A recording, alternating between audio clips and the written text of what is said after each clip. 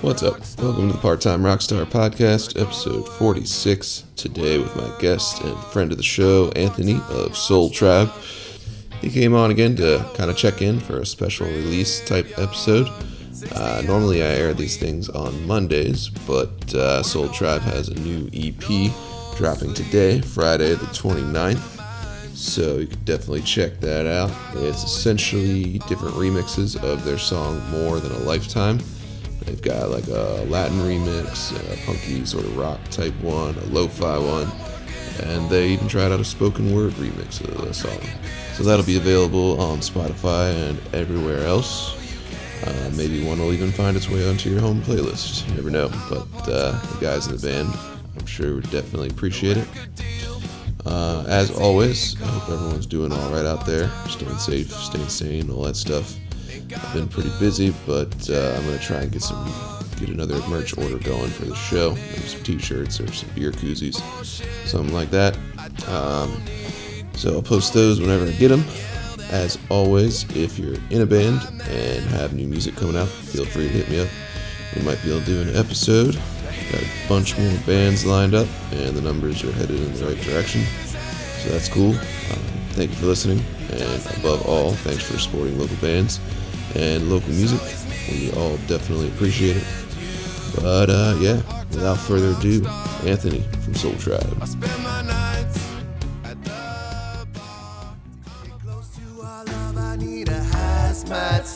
It's like we're playing life, but it's a trivial pursuit. I'm doing fine, this time is leveling out my head, remembering all the lies and all the fucked up things that you said. Hey, how you doing? A long time no see. I feel like it's only been man, it's been a little bit. Couple months. Yeah, bro. Yeah, man. Things are changing. Yeah. I saw some of that Audic Empire interview though, man. Those guys, man. Those guys. That was a good one. That was really good. Yeah. Yeah, it was kind of funny too because they threw it up on live Instagram, and I still need to post it for them. So I just about got that one done editing. So it'll be there for all eternity. There it is, yeah, man. Yeah, man. But it looks like you've been busy, for sure. Yeah, man. Just doing, it's kind of. I feel like for all the people who've been like stuck at home or kind of quasi stuck at home, that like people either got real busy, or they just mellowed out, and I just got. This is an ideal situation for like someone in my personality type. Yeah, definitely. I definitely have taken advantage of it myself. I think we kind of talked about that a little bit last time, but basically you got a whole new EP that's coming out, right? It's not actually out on Spotify yet. Yeah, not yet. Hold on, I'm gonna start recording. It wasn't all completely set up for it. Can we start again? Yeah, it's cool. Yeah. I've been recording your end as well, so. Okay, good. Yeah. Your end will be higher quality, but regardless, it's still recording. Yeah, I just want to make sure you got, some good stuff. My levels are all embarrassingly rudimentary. All right, man, I'm in. It's all good. I actually got some new audio software since the last time I saw you, so. Okay, cool. Should be nice. Should be helping the quality of things out. Great. Yeah, podcast's been doing pretty good. People seem to keep coming on, and like I said, obviously I've been reaching out to a couple different bands in your neck of the woods as well, including Audic Empire. So cool. Man, I saw pieces of that, man. The live stream that the guys threw up with you, Yeah, man. I love them guys too, man. They got a real good energy. It's a good band, and it's a good crew of people too. So it's always nice. Yeah, I mean they seem genuine from just watching them on Instagram. So I was like, this is gonna be fun. Yeah, I might as well hit these dudes up. Yeah, man. I think chat with them. I think last time we were together, we talked about how we ran into them. We did a show together in San Diego, and it's always like it's kind of like we were both booked by the headliner. It wasn't something that we had like planned as a crew, but when you're out of state on tour on the West Coast and you run into guys like from your neck of the woods, it's like walking down the street in New York and you see like a homeboy from from your neighborhood or whatever. You're like, well, what are you doing here? You know? So like, yeah, it's pretty cool. It's good guys. Yeah. And I'm also just trying to talk to anybody in reggae rock these days because I feel like that community, by itself, is pretty cool. So yeah, man, it's a good vibe. You know, I think one of the things I've been impressed most about the reggae rock community is like how they've like thrived in this this downtime that we're having. They found a way to really keep connecting with each other, and that's cool, man. I think that speaks miles about the type of people that are attracted to this music. Yeah, because it's funny, honestly, like, my band is pretty punk rock, pretty straightforward stuff there, but, like, I'm more of just a fan, if anything, of, like, the Maryland reggae rock bands and you guys and other bands. And what's interesting is I still feel far more like a fan or an audience member than anything. And it's cool just to see all the people who, if they like one band, whether it's Ballyhoo around here or one, Bumpin' Uglies or something like that, it seems like they know every other band. You know what I mean? Like, yeah, no, it is. Yeah. Or like, and sometimes they have like some really good stories too about how they come to relate to each other, Yeah.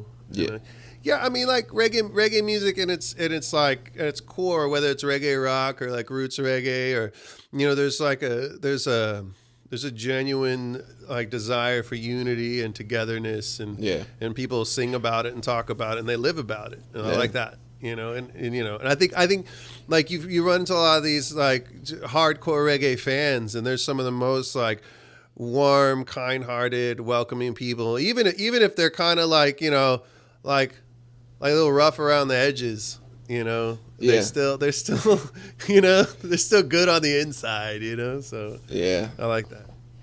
Yeah, I mean, they're just all around cool people.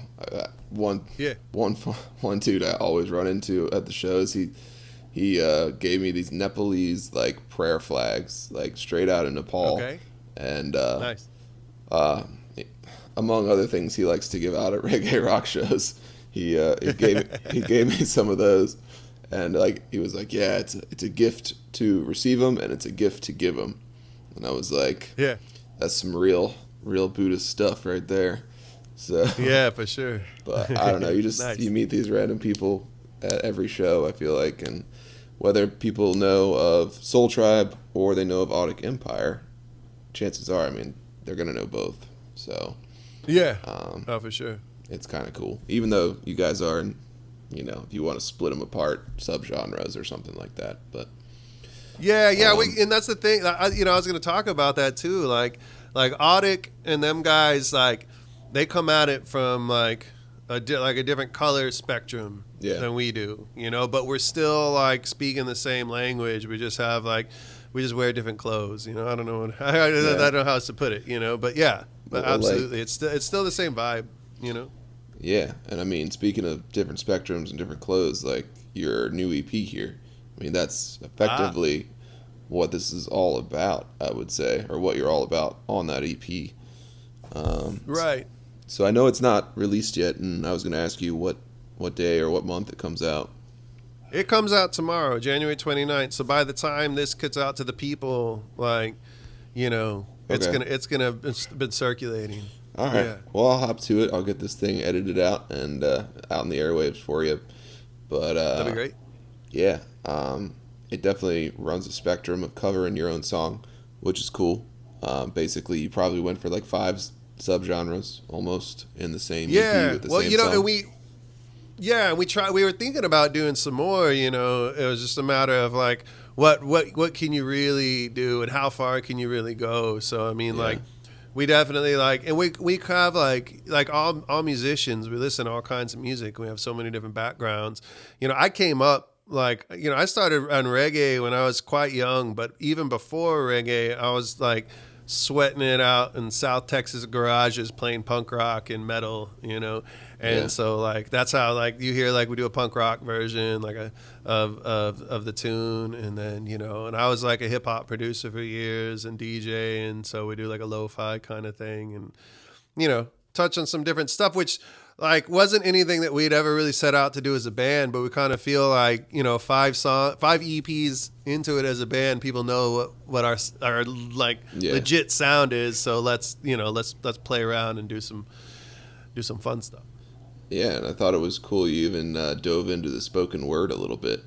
Yes, man. And you know, when I was mixing that, I was like laughing to myself because like I knew it was like the most like nobody's gonna expect me. Even I talk about I've been advertising a remix EP coming out or promoting it, and like I don't think anybody expects me to do like a poetry snap, you know, black beret and turtleneck kind of thing, you know.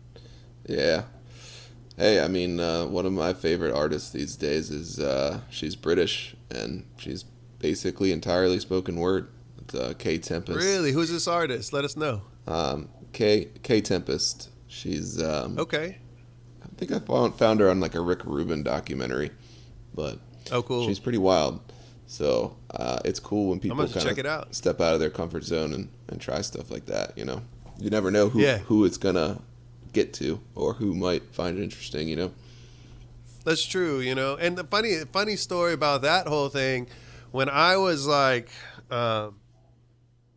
13, 14 years old, there was a boom of a coffee house scene in the like area of San Antonio that I grew up in, which was like kind of a downtown kind of artsy kind of neighborhood. And I would legit like sneak out the window of my room and like walk down to these coffee houses as a kid when I was supposed to be sleeping and meet up with my friends, and we thought we was all like beat poets, and we would like hang out and be cool, and then they would have like spoken word jams or like what's that a poetry slams. Yeah. And so like we would jump in on that thing. I hadn't done nothing like that in the longest time, but it was like, you know, there's a little bit of a foundation in that, you know, personal experience. Yeah, I think it definitely earns you some hipster street cred, you know? People. Yes. All right, man. It's always good. I'm gonna put a bar on my sleeve, you know what I mean? One more, you know? Yeah. But, yeah, overall, I mean, it's a cool song. I could ask you about that as well, too, because, I mean, the subject matter is it's kind of straightforward, but it's also, I don't know, there might be more to the story. Yeah, man. Well, you know it's written about actually, honestly, it's been about more than one personal experience, but like more focused in on a more recent one. So like the faces and names have been changed to protect the, you know, but like we're gonna like nonetheless. I think most people who have been in and out of relationships in their lifetime has come across it's too much of a buzzword to say a toxic relationship because people are using that term a lot lately. Yeah, I believe you used hazmat suit, right? You caught that, right? Yeah. I thought that was really clever. I mean, you know, like as a lyricist, you know, there's those moments where like a couple of words come together and you're like, wow, man, I really did that. And that's like, the song intros, you know, to get close to our love, I need a hazmat suit, you know, and I think that sets the tone of what the whole thing's about, you know. And to be fair, like you can't get in and out of a relationship like that. Okay. First off, to be fair, the relationship that I'm mostly talking about is with someone whom I've loved more deeply than I thought humanly possible. So this isn't like an indictment on the relationship whatsoever. And still hold in like the most amazing regard. You know, we don't communicate and, you know, the whole thing fell apart and that's what it's about. But at the same time, like you know, if you're a responsible human being, you don't get in and out of something that fell apart tragically and not own some personal responsibility for it. So, you know, but that's not what the song's about. It's not about me taking personal responsibility for the situation. Yeah. It's about you know, it's about getting that thing off my chest for the, you know, like you hope, you know, you put all your love and hope into something, and then, you know, sometimes you feel like you was the guy in high school that had were assigned a lab partner, in science class, and she was like the hottest chick, and you were really excited that she was assigned to it, but she was like mad crazy, never showing up, and like, you know, and she was like had her own thing she was off doing, and then when you guys got like a C- on it, she blamed you for it. You know what I mean? And you're like, man, you was the train wreck the whole time, and you know, and so I mean, I guess that's the best way I could compare it to what I'm trying to express. That you know. And you also made it clear the song's not about you in the lyric. So yeah, there you go. Right there at the end, the tagline at the end. Whoever wants to claim it's about them, I mean, you told them. So it's true though. You, yeah, well, you know. And I think like, and that's kind of like, if I don't infringe on copyrights, that's kind of a nod to the whole Carly Simon "You're So Vain" song, right? Probably think the song is about you. Yeah. You're so vain, you know. So like, you know, but it's true, like in the essence of this song, because to be like real honest, I started writing this song before I ever met that person, but she helped me finish it. Yeah. So put the cherry on top, I guess. Yeah. Right. Yeah. So there you That's go. Cool. Yeah. Yeah, man. Are you releasing all 5 songs as one drop, or are you doing kind of one by one since they're... It's all coming out as one drop. Okay. Like the original EP, I'm sorry, the original single that we did the remixes on came out on 2020. So that one's already out, More Than a Lifetime, the first one you hear on there. So to really and to really highlight that song, because I really love the original version. It's right in our style. It's something that's very personal to me, and it was produced by Peter Rafelson, who's like, you know, a Grammy-nominated producer who's worked with like Madonna and Justin Timberlake and Fleetwood Mac and Elton John, and you know, it's like one of these guys, right? So like, and then it was like tracked and mixed in Lion City Recording Studios in Ventura. So we were using like a lot of like talented people that we'd met along the way to help pull this thing together. So like, not only is it like a personal song, but it's also like, wow, these people who I admire put their energy into it. So we wanted to really give it its day in court, you know, twice. So we built a music video around it. Yeah. You know, and I was going to also... I also figured you probably had a shout out for the actress in it too. Yeah. Ayla did an amazing job in this. And she's like, you know, I found her through, you know, like searching the web for models in San Antonio in the surrounding area where we were going to be shooting. Yeah. And man, she has like IMDb credits and has done like sitcoms and serious acting stuff too and whatnot. Yeah. But like, she's like, she brought this whole personality to the thing. Yeah.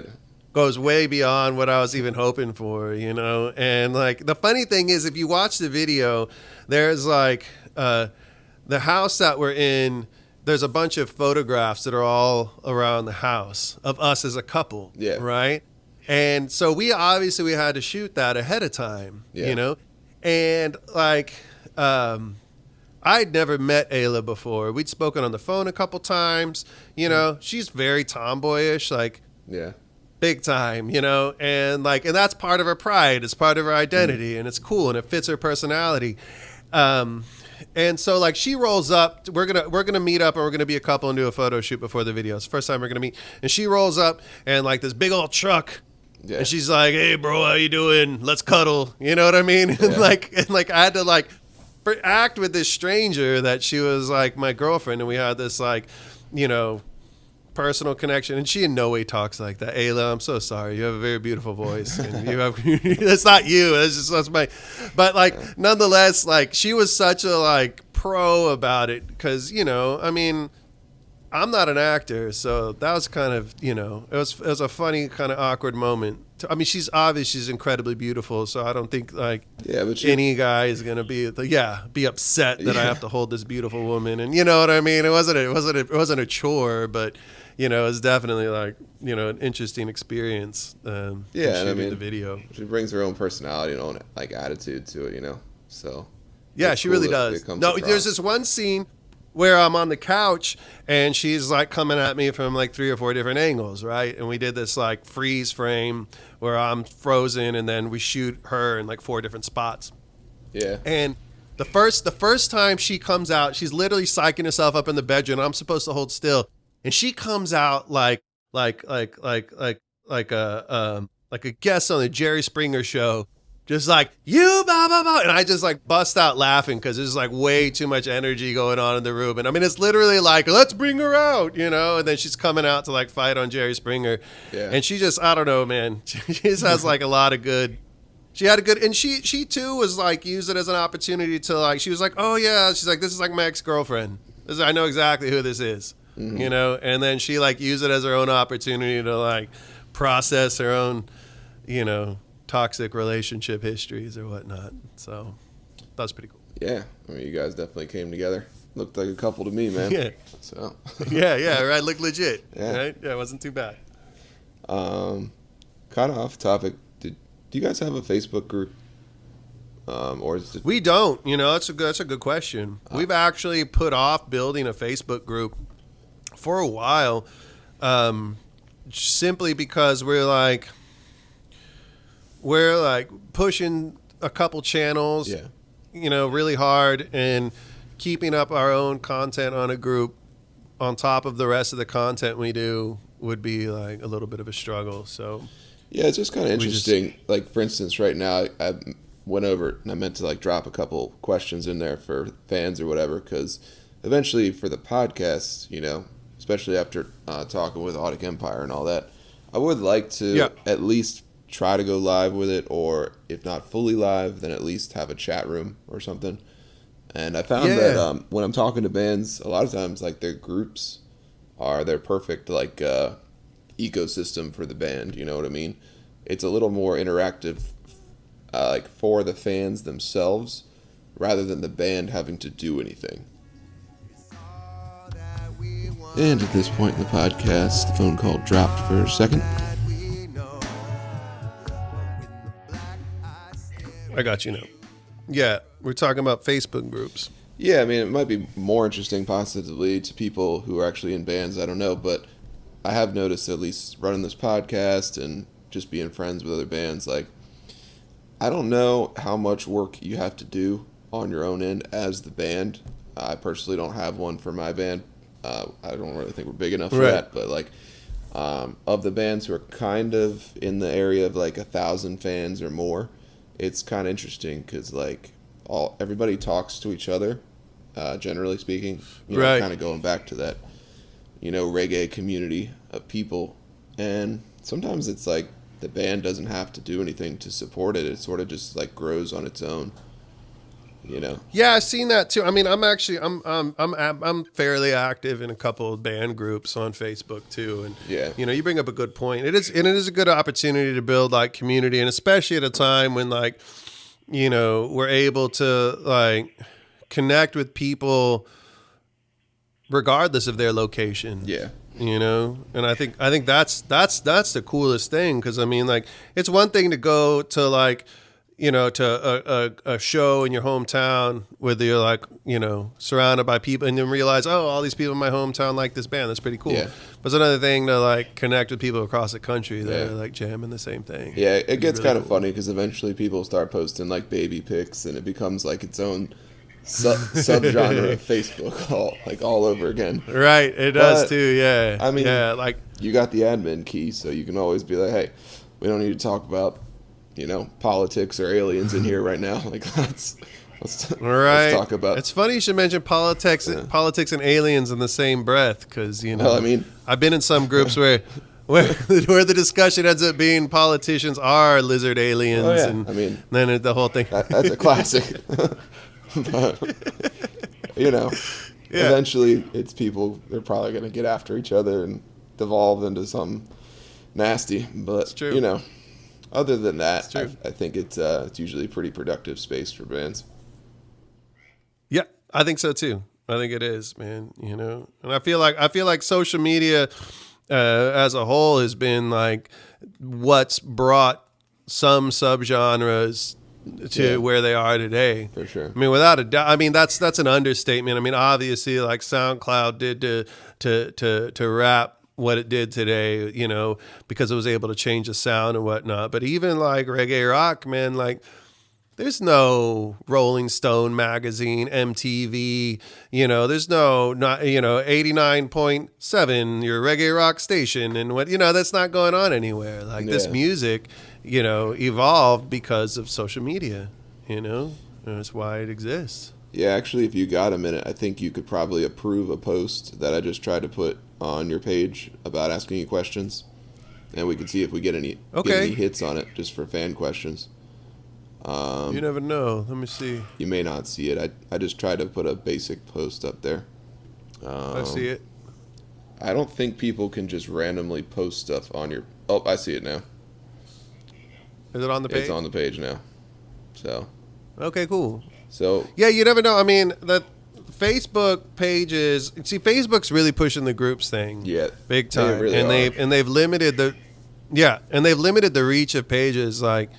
You know, like we've got like 6,000 something or other followers on Facebook, and they show you the metrics, and like people don't. You know, it's like we make a post, and it's like 200 people have seen your post, and you're like, what's up with the 6,000? Unfortunately, they have basically under the radar. I feel like just banned pages, especially business Facebook pages. They want you to pay. So I mean.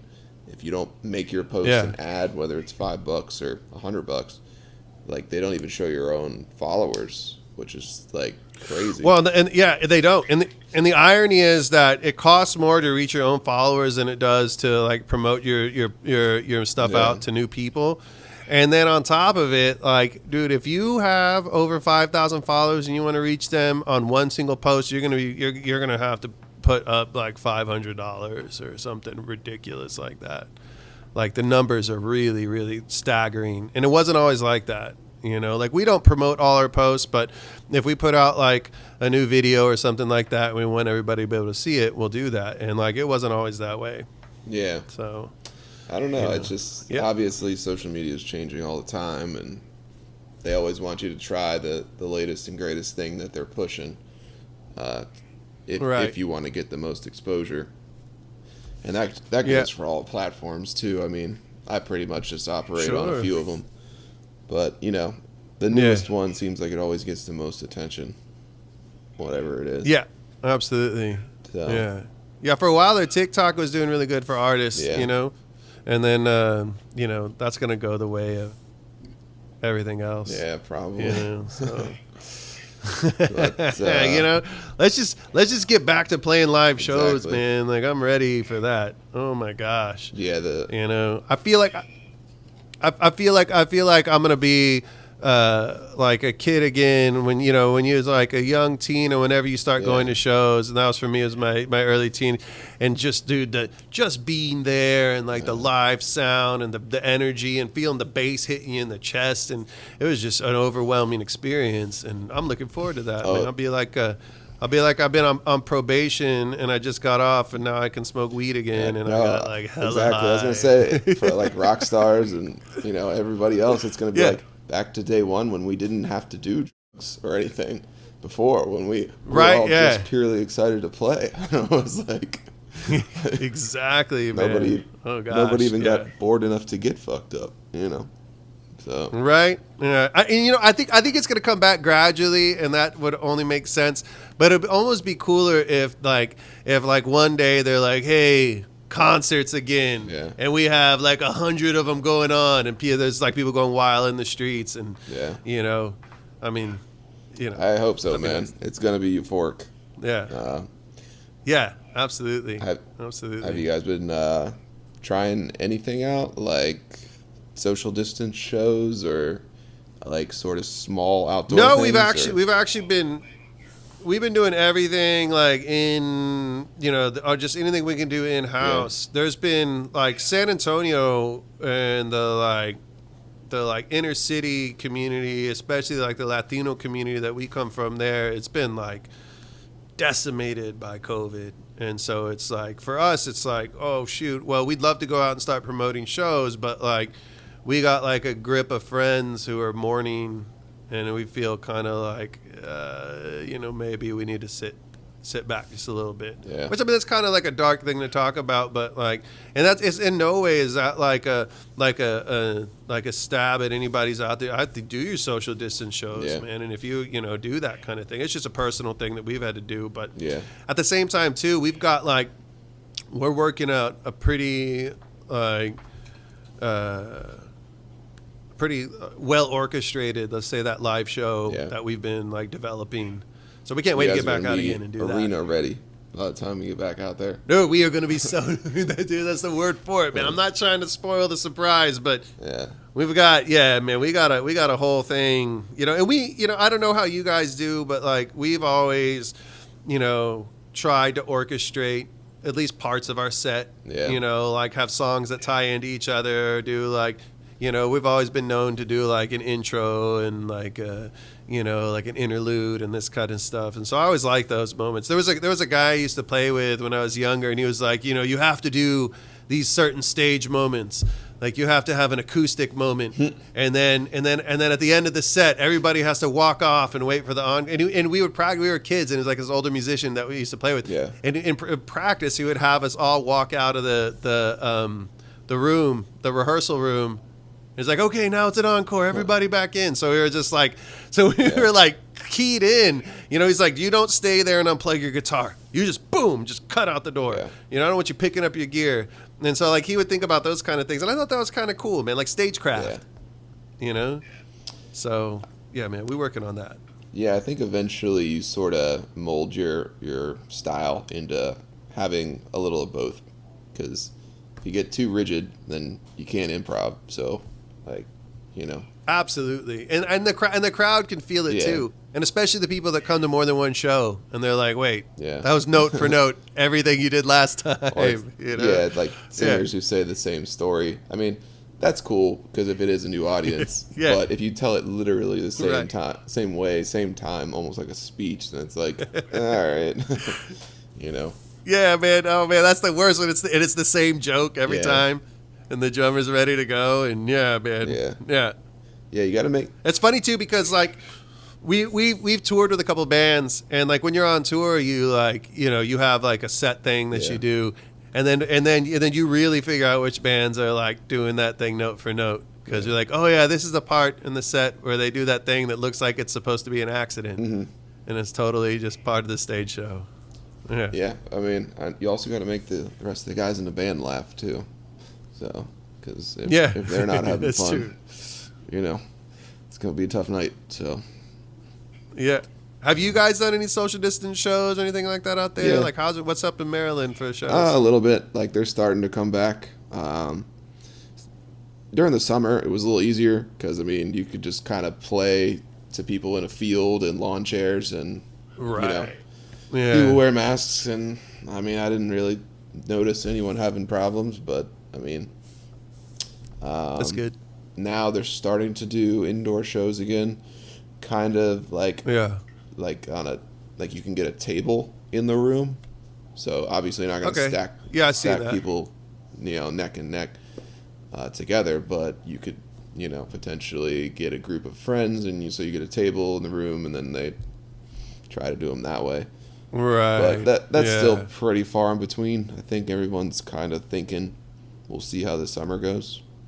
Like, hopefully it all come back, because that being stacked in together like sardines is like part of the experience, and it makes the energy, like when you're all like squeezing together and sweating on each other. It doesn't sound pleasant, but it's only those experiences, but it made me laugh because I was in the airport the other day, and they're like, stay distant, no one get close to each other, obviously, but then as soon as it's time to board the plane, it's like, all right, everybody, pack in as tightly as possible, just like you always did. Yeah.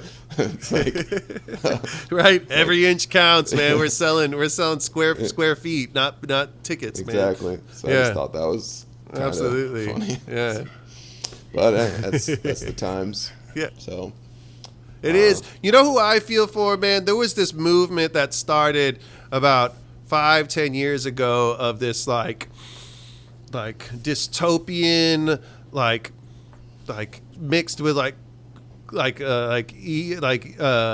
Korean and Japanese culture kind of movement, and they was wearing like face masks as a fashion point, and like that's like made them cool and different than everybody else. Yeah.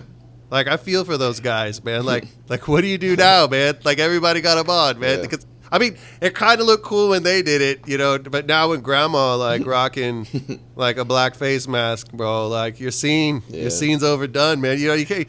And you know they're not gonna be able to do that thing for like years to come. They're gonna be like, "Oh, hey, dude, hey, the quarantine is over. You can take that off." You know, yeah, man. Yeah, I don't know. You're gonna have to find a new way to set yourself apart, for better or worse. Right? Exactly.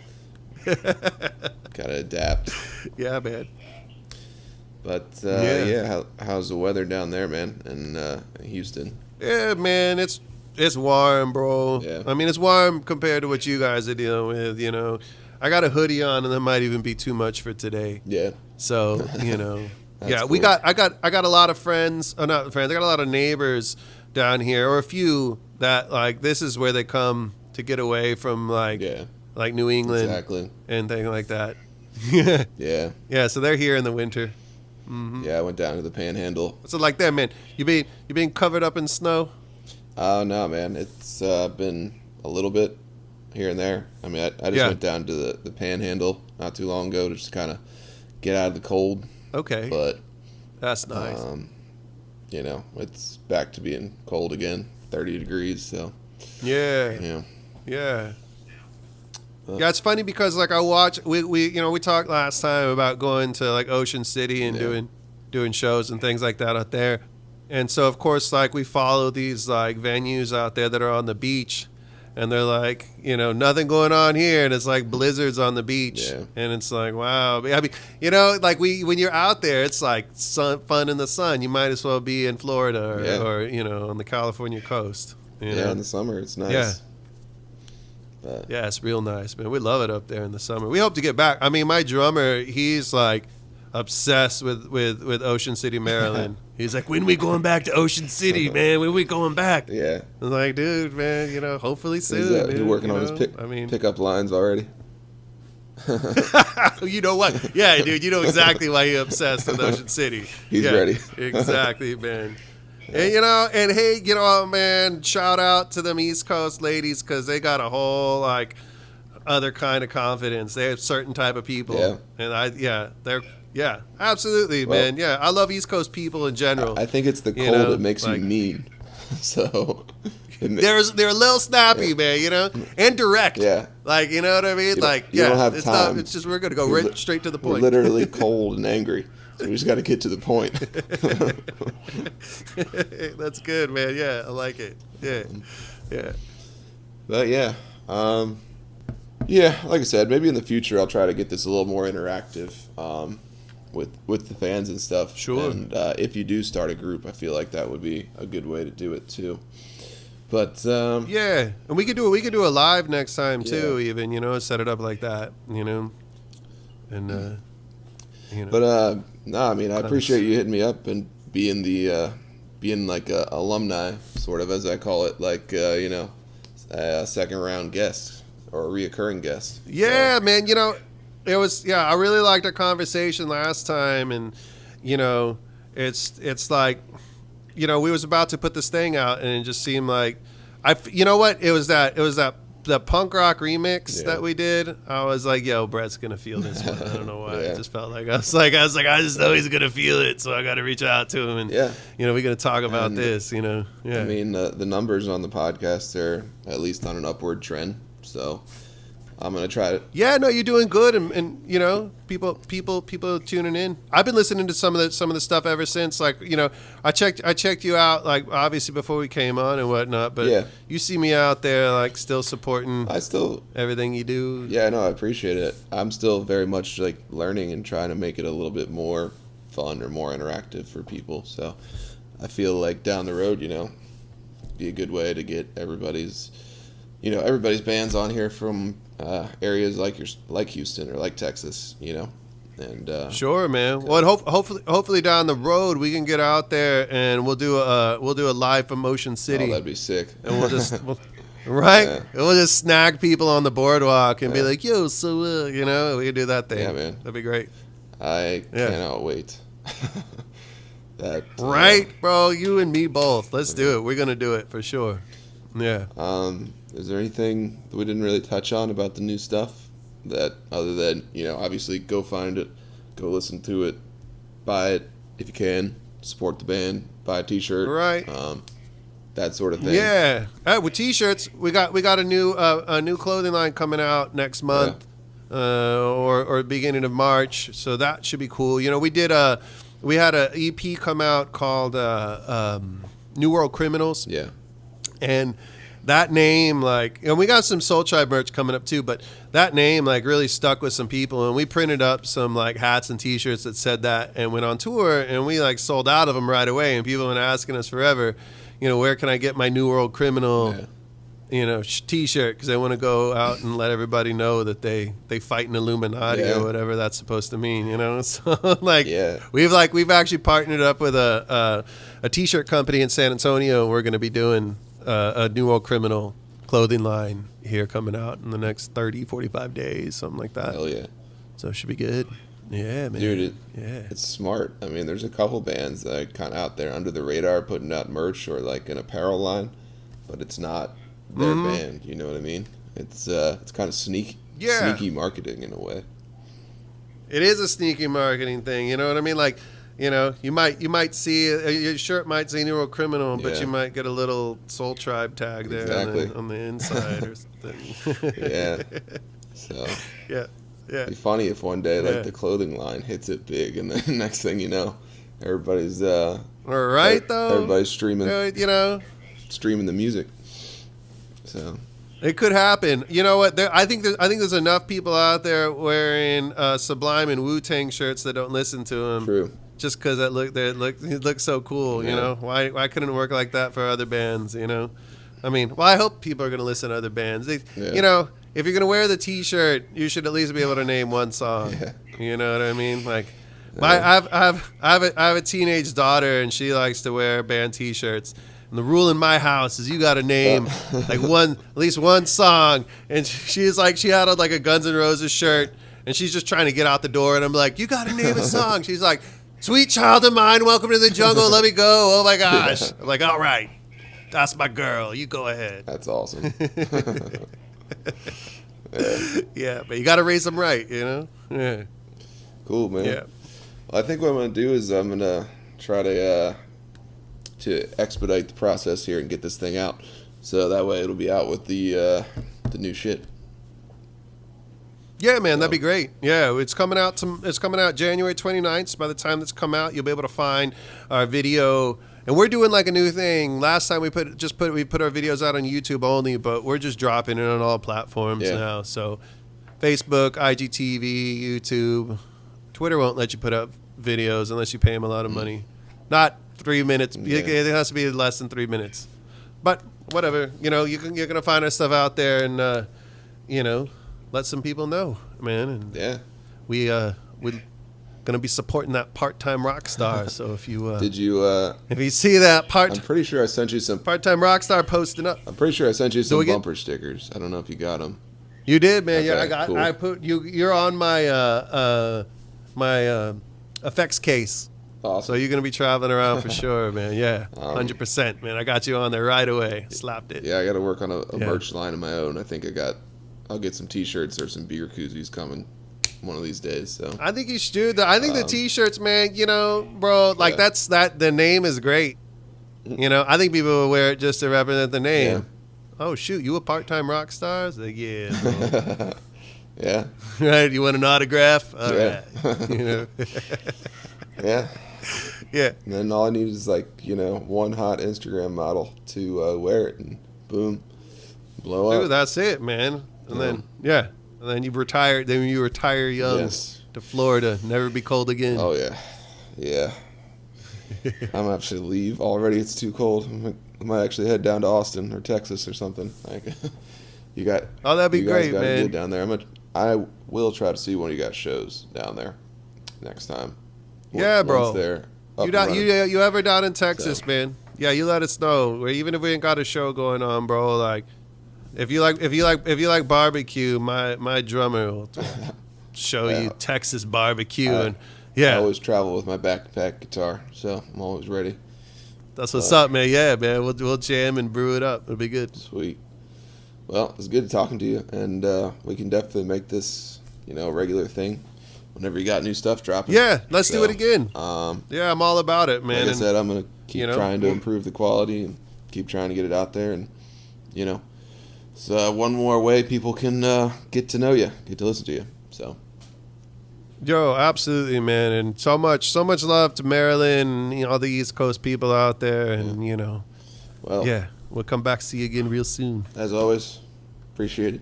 So, I'm gonna drop a couple flyers, get this edited, and look out for it in the next couple days, I would say. Sounds great, man. We'll talk again real soon. All right, dude. See ya. Bye, bro. Easy.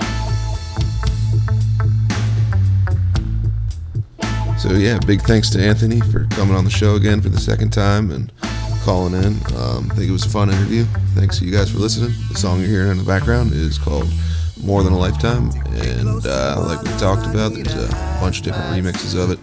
Hopefully one maybe works for the playlist or something like that.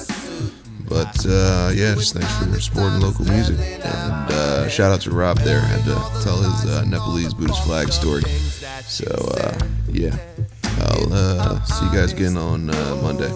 Have a good weekend. By my side, but loving you and leaving is the price that we pay. Nothing lasts forever, but this never goes away. I say it's never going back, there's just too much I know, but still take more than a lifetime to let you go.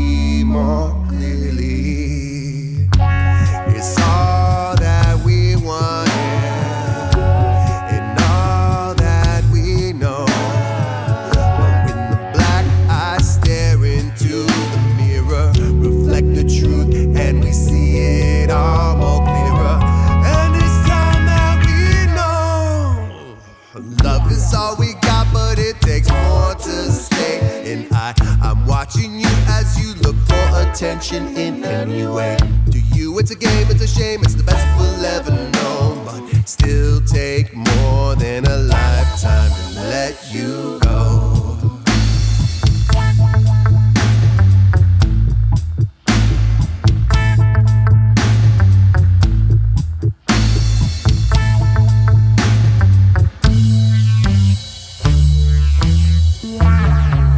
And I bet you think this song's about you. Oh, now I know